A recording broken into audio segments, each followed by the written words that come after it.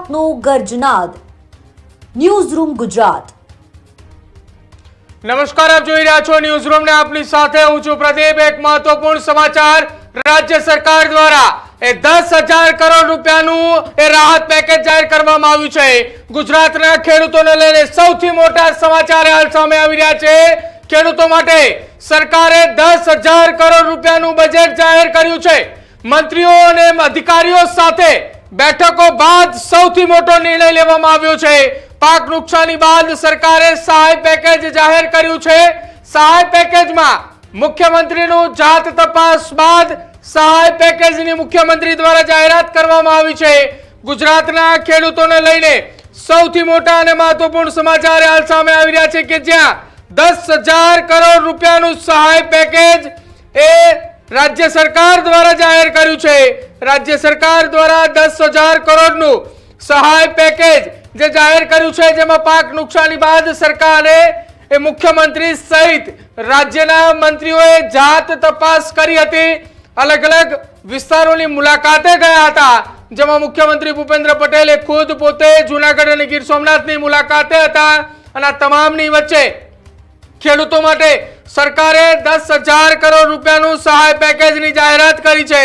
આ સહાય પેકેજ એ મંત્રીઓ અને અધિકારીઓની સાથેની બેઠકો બાદ કરવામાં આવી।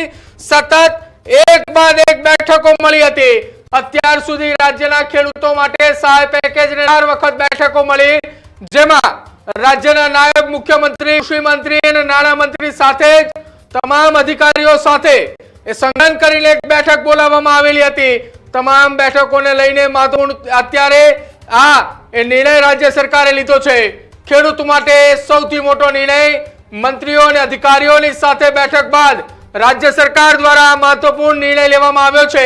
પાક નુકસાનીને લઈને એક સૌથી મોટું સહાય પેકેજ જાહેર કર્યું છે। એ સહાય પેકેજમાં 10,000 કરોડ રૂપિયા એ નક્કી કરવામાં આવ્યા છે। અત્યાર સુધીનું આ સૌથી મોટું પેકેજ જે છે તે જાહેર કર્યું। ગત 2 દાયકામાં ન થયો હોય એ પ્રકારનો અસાધારણ કમોસમી વરસાદ આ વર્ષે થતા રાજ્યના વિવિધ જિલ્લાના ખેડૂતોના પાકોને મોટું નુકસાન થયું છે।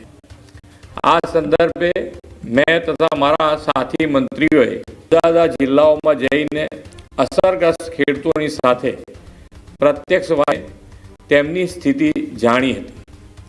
કુદરતી આપત્તિની આ ઘડી ધરતીપુત્રોની વ્યથાને સમજીને રાજ્ય સરકાર પૂરી સંવેદનથી તેમની પડખે ઊભી છે।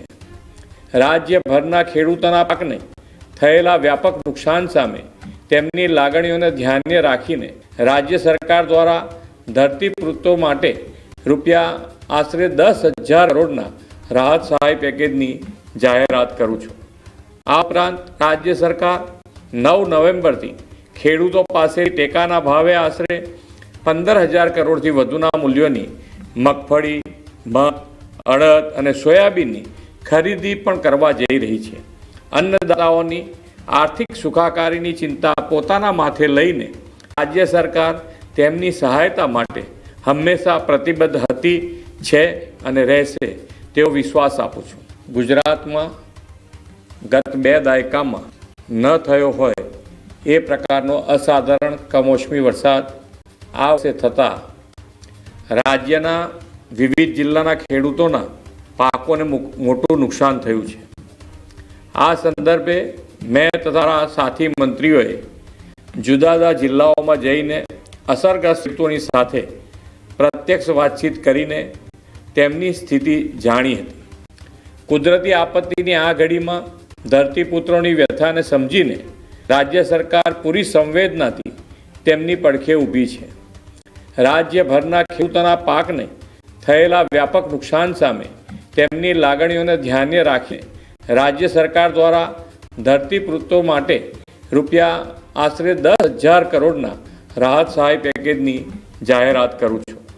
આ ઉપરાંત રાજ્ય સરકાર 9 નવેમ્બરથી ખેડૂતો પાસેથી ટેકાના ભાવે આશરે 15,000 કરોડથી વધુના મૂલ્યોની મગફળી, મગ, અડદ, સોયાબીનની ખરીદી પણ કરવા જઈ રહી છે।